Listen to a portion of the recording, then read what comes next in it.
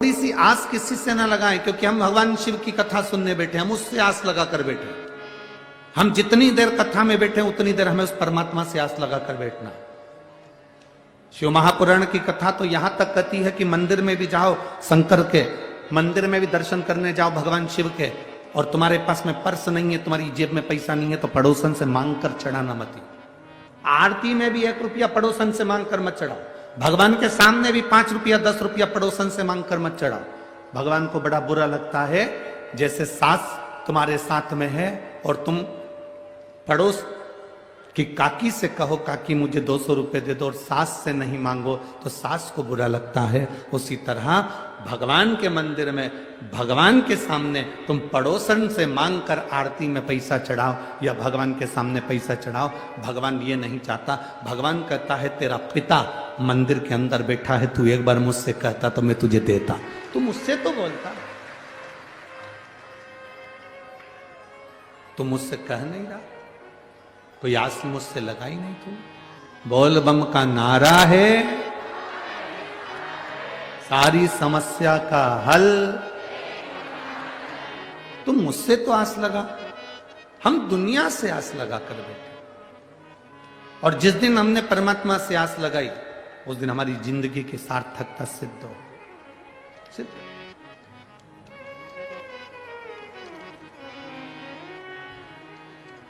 दिल से सुनो। थोड़ी फाइल मोटी होगी, कष्ट ज्यादा होंगे, तकलीफें होंगी, थोड़ा समय लग सकता है कष्ट को मिटाने में। पर अगर आपने 1 लोटा जल देवाधिदेव महादेव को चढ़ाना प्रारंभ करा है तो वो जल खाली नहीं जा सकता, वो जल खाली नहीं जाए।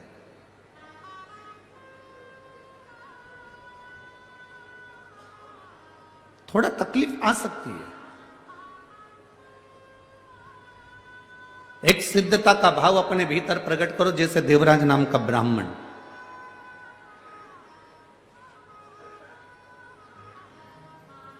चोर है, धन नहीं है, पैसा नहीं है, चोरी का धन लेकर आया है और वो धन लेकर शिव जी के मंदिर में पहुंच जाता। इसको भी नहीं मालूम कि मेरी माता शंकर के मंदिर में 1 लोटा जल चढ़ाती रहे। आप में से कई माताएं ऐसी बैठी हैं, आप में से कई भाई ऐसे बैठे हैं कि घर के लोगों को भी मालूम नहीं पड़ने देती कि किसको साड़ी दिला देती है, कौन बहन बेटी को पांव की पायल दिला देती है, किसको पानी पिला देती है, किसको भोजन करा देती है, भूखे को अन्न का दान दे देती है, पर किसी को मालूम नहीं पड़ने देती। आप में से कई माताएं ऐसी बैठी, आप में से कई भाई लोग ऐसे बैठे हैं कि किसी को नहीं मालूम पड़ने देते कि कब कौन सा पुण्य कर कर चले जाते।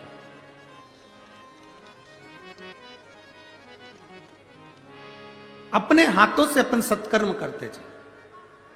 कौन देख रहा है हमें उससे मतलब नहीं, कौन हमको देखा उससे मतलब नहीं, कौन ने हमको पूछा उससे हमें मतलब नहीं, कौन हमको चाहा उससे हमें मतलब नहीं। हमें तो ये मतलब होना चाहिए कि हमें किसी भूखे को भोजन करा दिया, प्यासे को पानी पिला दिया। मूल वही है। देवराज को नहीं मालूम था कि मेरी माता शिव जी को 1 लोटा जल चढ़ाती है। शायद आप लोगों को भी नहीं मालूम होगा कि शंकर जी पर 1 लोटा जल चढ़ाने का फल क्या है। लोग कहते हैं 16 श्राद्ध में, श्राद्ध पक्ष में हम गया जी जाते हैं और भगवान शंकर, हम गया जी में जाकर तर्पण करते हैं, हम गया जी में जाकर पिंडदान करते हैं, हम नासिक में जाकर तिलांजलि देते हैं, तर्पण करते हैं, पिंड देते हैं, हम सरयू जी के तट पर जाकर माता सरयू को पिंड देते हैं, तर्पण करते हैं, हम गंगा जी पर जाकर जल छोड़ते हैं, तर्पण करते हैं, पिंड देते हैं। शिव महापुराण की कथा विद्येश्वर संहिता के अंतर्गत लिखा गया, जब हम 1 लोटा जल भगवान देवाधिदेव महादेव को समर्पित करते हैं तो आपने 16 श्राद्ध में अपने पूर्वजों को जल दिया कि नहीं दिया? आपने अपने पितरों को जल दिया कि नहीं दिया? आपने अपने पूर्वजों को पिंडदान किया कि नहीं किया? आपने अपने पूर्वजों को, अपने पितरों को कुछ दिया कि नहीं दिया? 16 श्राद्ध में, श्राद्ध पक्ष में, किसी के मरने के बाद, किसी के जाने के बाद तुमने किसी भूखे को भोजन कराया कि नहीं कराया? पता नहीं। पर इतना शिव महापुराण की कथा कहती है, जब हम एक लोटा जल अपने घर से पानी का भर कर जाते हैं, शंकर जी को समर्पित करते हैं, शिवलिंग पर एक लोटा जल जब हम चढ़ाते हैं, उस समय पर हम अपने पूर्वजों को, अपने पितरों को जल प्रदान कर देते हैं। क्योंकि शंकर पर चढ़े हुए जल का एक अंश हमारे पितरों को, हमारे पूर्वजों को भी मिलता है, जिससे हमारे पितर हमें आशीर्वाद देते हैं और हमारी जिंदगी की एक राह अपने आप प्रशस्त होती है, एक राह प्रशस्त हो जाती है।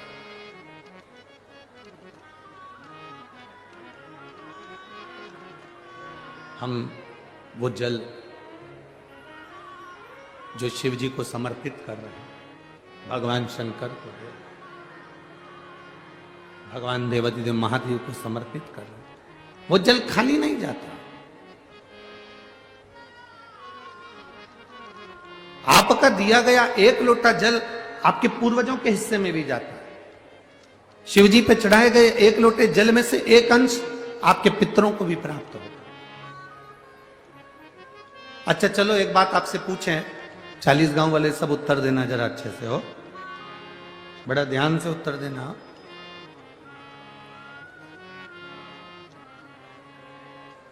बहुत सावधानी से।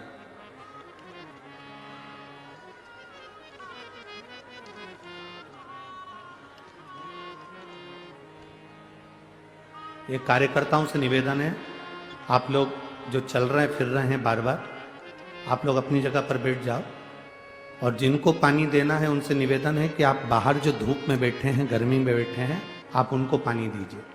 और जितने कार्यकर्ता खड़े हैं वो सब बैठ जाएं, कोई भी कार्यकर्ता खड़े नहीं रहेगा। यहाँ जितने भक्त कथा सुनने आए हैं ये सब शंकर के भक्त हैं, ये अपने आप व्यवस्था जमा लेते हैं। बार बार जाने आने का काम खत्म करिए और आप लोग बैठकर कथा का आनंद लीजिए। यदि किसी का स्वास्थ्य खराब होता है तो उसके लिए वहां पर कार्यकर्ता खड़े होंगे, वो स्वयं व्यवस्था कर लेंगे। आप लोग अपनी जगह पर बैठकर कथा का लाभ लीजिए। 40 गांव में ये बार बार कथा नहीं मिलने वाली है। आज पहला दिन चले जाएगा, 4 दिन की कथा में, आखिरी दिन सुबह का टाइम हो जाएगा, चले जाएंगे। महाराज जी 3-4 दिन की कथा आप लोगों को प्राप्त होगी। आप क्यों अपना आनंद छोड़कर यहां वहां भटक रहे हो? दिल से सुनो, दिल से।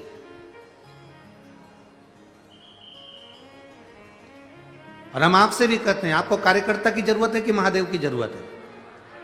जम के तो बोलो जरा, बस। तो फिर बड़े प्रेम से, आनंद से बैठकर कथा सुनो। एक प्रश्न आपके भीतर, शिव महापुराण की कथा कहती है, विदेश्वर संहिता कहती है कि एक लोटा जल जब हम महादेव को चढ़ाते हैं, शिव जी को समर्पित करते हैं, तो उसमें से एक अंश पितरों के पास चले गया, एक अंश पूर्वजों के पास चले गया, एक अंश वास्तुशास्त्र के, वास्तु के देवता के पास चले गया, एक अंश नारायण के पास चले गया, एक अंश ब्रह्मा जी के पास चले गया, एक अंश इंद्र के पास चले गया। विदेश्वर संहिता कहती है कि शंकर जी पर समर्पित जल के 33 कोटि देवी देवताओं के हिस्से हो जाते हैं केवल एक लोटे जल में से, एक लोटा जल में से 33 कोटि देवताओं के हिस्से हो जाते हैं एक लोटा जल में से। अब आपसे प्रश्न यह है, जब से शिव महापुराण की कथा टीवी पर चालू हुई, जब से शिव महापुराण की कथा भारत के लोगों ने, विश्व के लोगों ने सुनना प्रारंभ करा, जब से शिव महापुराण की कथा लोग श्रवण करना प्रारंभ करे, सुनना प्रारंभ करे, तब से आज तक, और उसके पहले का समय निकाल कर देखना, पहले जब आप किसी को पत्रिका दिखाते थे, हाथ दिखाते थे, तो लोग कहते थे कि पितृदोष है। बोलो, बोलते थे कि नहीं बोलते थे? लोग कहते थे वास्तु दोष है, लोग कहते थे काल सर्प दोष है, इसका पूजन कराओ, पितृदोष का पूजन कराओ, काल सर्प दोष का पूजन कराओ, वास्तु दोष को सही कराओ। जब से शंकर को तुमने एक लोटा जल चढ़ाना प्रारंभ करा और दुनिया के लोगों ने शिव को मानना प्रारंभ करा, उसके बाद तुमने बहुत कम मात्रा में सुना होगा कि कोई कहता होगा कि पितृदोष है, कि वास्तु दोष है, कि काल सर्प दोष है। क्योंकि सारी समस्या का हल एक लोटा जल। जब हम शिव जी को जल चढ़ाते हैं तो हमारा पितृदोष, हमारा वास्तु दोष, हमारा काल सर्प दोष, ये सब अपने आप धीरे धीरे धीरे धीरे समाप्त हो जाता है, अपने आप।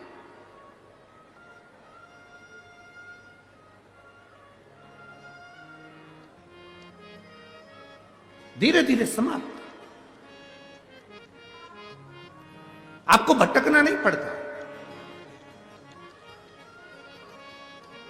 कहते हैं जो पंडाल में बैठकर दिल से सुन लेते हैं, दिल से उसको अपना मानकर श्रवण करते हैं, वो क्या देगा वो वही जान सकता है।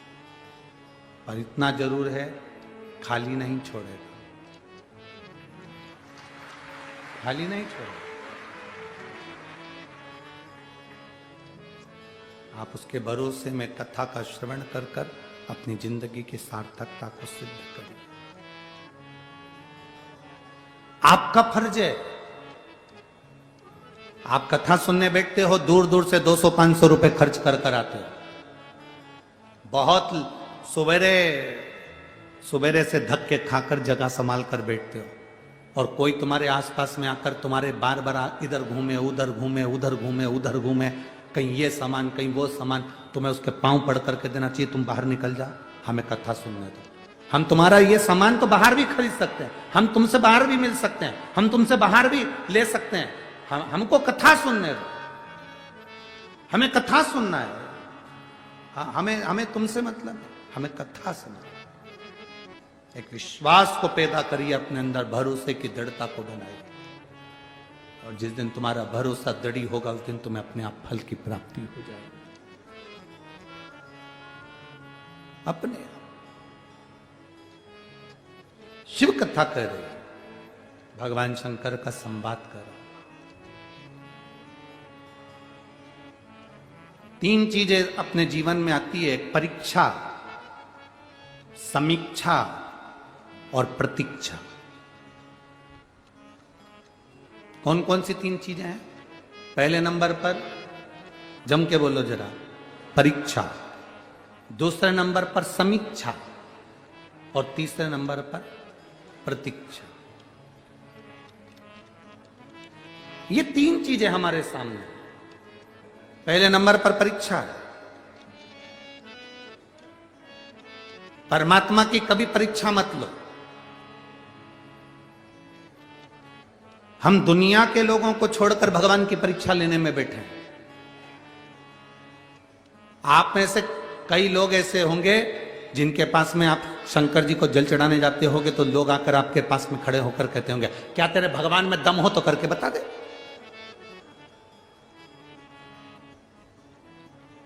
तेरे भगवान में अगर कुछ है तो कर कर बता। कई लोग ऐसे होंगे जो भगवान पर उंगली उठाएंगे।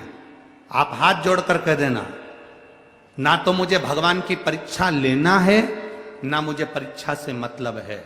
मैं क्यों कहूं कि मेरे भगवान में दम है तो ये करके, ना ना ना, ये व्यर्थ की बात दुनिया के लोग करते हैं, मैं नहीं करती। मैं तो एक लोटा जल महादेव को चढ़ाती हूं, और इस भाव से चढ़ाती हूं कि मेरा महादेव मुझसे कदम से कदम मिलाकर चल रहा है, मुझे और कुछ नहीं चाहिए।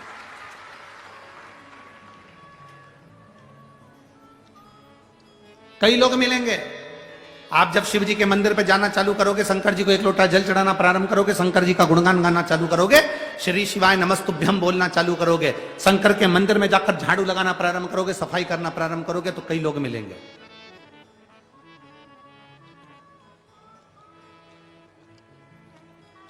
आप मंदिर को जब क्लीन कर रहे हैं, साफ कर रहे हैं, मैं माननीय प्रधानमंत्री जी श्री नरेंद्र मोदी जी को धन्यवाद देना चाहूंगा कि राम अवध में विराजमान हो रहे हैं, उसके पहले उन्होंने एक नियम पूरे भारत में लागू किया कि राम जी अवध में बैठे उससे पहले हमको एक आंदोलन चलाना है, पूरे मंदिरों को साफ करना है। शिव महापुराण की कथा आपने श्रवण कर ये जो नियम आपने शिव महापुराण की कथा श्रवण कर ये नियम जो लिया और पूरे भारत के मंदिरों को, नदियों को, तालाब को, बावड़ी को, सरोवर को क्लीन करने का जो विचार करा, यही समिति का नियम है, यही शिव महापुराण कहती हुई है।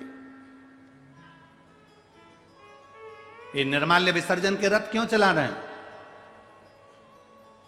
सब दूर कचरे के रथ चलते हैं, परंतु विठलेश सेवा समिति आपसे बार बार कहती है, कुबेरेश्वर धाम से बार बार कहा जाता है, शिव महापुराण में बार बार कहा जाता है, निर्माल्य विसर्जन के रथ भगवान के मंदिर के निर्माल्य को इकट्ठे करके उसकी खाद बनाओ, पेड़ पौधे में डालो, नदियों को स्वच्छ रखो, सरोवर स्वच्छ रखो, तालाब स्वच्छ रखो, मंदिर स्वच्छ रखो। साधुता है आपको इस चीज की। परीक्षा नहीं लेना हमें भगवान की।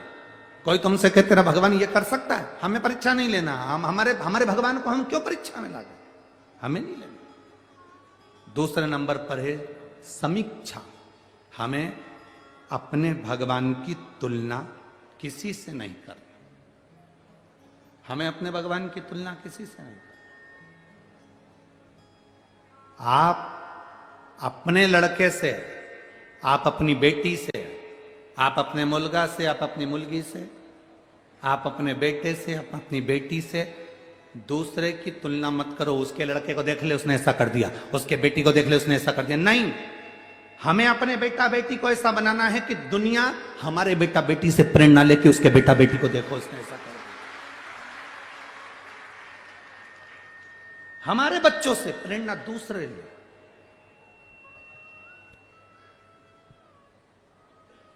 हमें समीक्षा नहीं करना। हमें दो चीजें नहीं करना, तीन चीजें हैं। पहले परीक्षा, दूसरी समीक्षा और तीसरी प्रतीक्षा। हमें तीन चीजों में से दो चीजें छोड़ देना।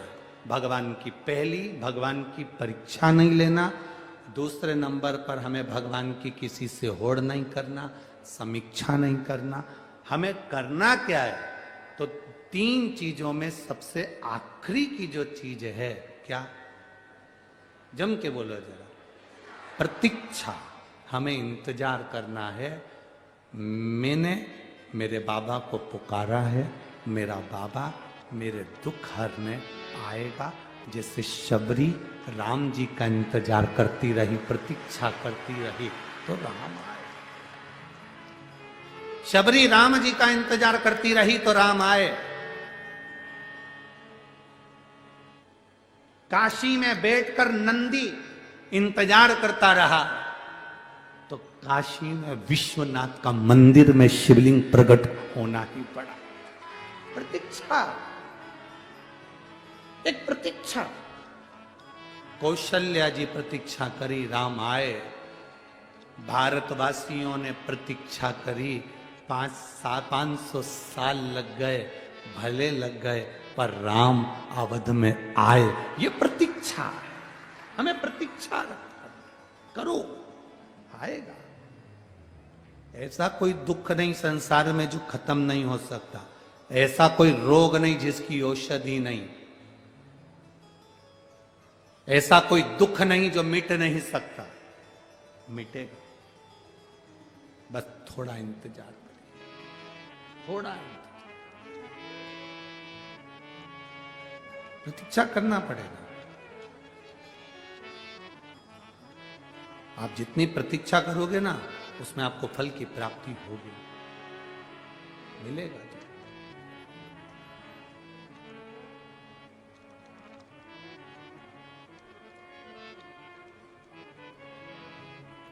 वो मिलेगा, बिना प्रतीक्षा के हो ही नहीं सकता।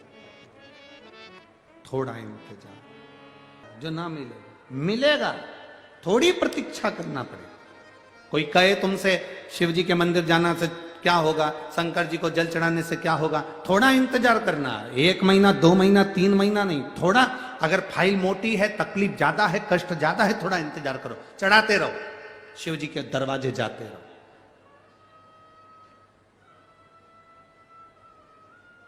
आपसे एक बात पूछें, आपके घर में पत्थर लगा होगा, उस पत्थर पर कोई दाग लग गया, उस दाग को साफ करना है तो एक दिन में साफ नहीं हो रहा, या तुमने बार्निश से कोई पेंटिंग कर दी बार्निश से पत्थर के ऊपर, वो छूटी नहीं रही, तो तुम क्या करती हो, उसमें थोड़ा सा घासलेट का तेल डालकर, तारकिन का तेल डालकर छुड़ाती, नहीं छूटता, सर्फ डालकर छुड़ाती, सर्फ से भी नहीं छूटता, फिर क्या करती हो, कोई नींबू का रस डालकर छुड़ाती, फिर भी नहीं छूटा, फिर कुछ डाला, फिर कहा अब 2-4 दिन के बाद में फिर घिसूंगी, फिर 2-4 दिन के बाद फिर घसने बैठी, फिर घसना,